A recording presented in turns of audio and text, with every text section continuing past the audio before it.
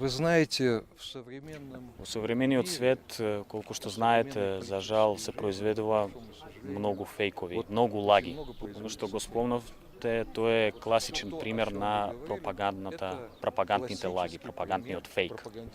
Во ова интервју, кратко интервју, јас не планирам да отворам вистина за овие фейкови.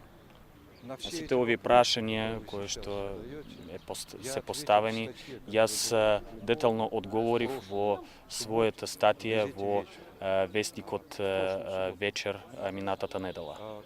Статија е насловена "Сага за руската закана на Балканот. Вистината и лагите и вистината". Тоа не е на иницијатива на Русија обновен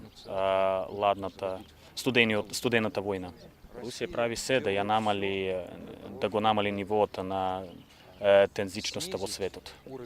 И Русија дава се од себе за да ја запре таа страшна, глупава антируската, русофобската пропаганда која што се шири во светот.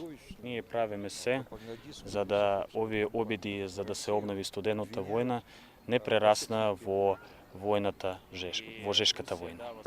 Русија и Македонија се двете пријателски држави кои што се поврзани со повеќе вековни историски и духовни врски.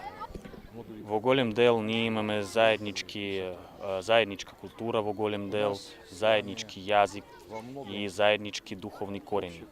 Искрено сакаме односите помеѓу Руската Федерација и Република Македонија да се унапредуваат успешно, конструктивно во духот на соработка, заемно разбирање и рамноправие. И знаете дека во меѓународните односи многу се значајни билатерални врски. А билатерални односи меѓу земјите, тоа е улица со двонасочно движење. За добро танго, за добар танц се потребни напори на двајца.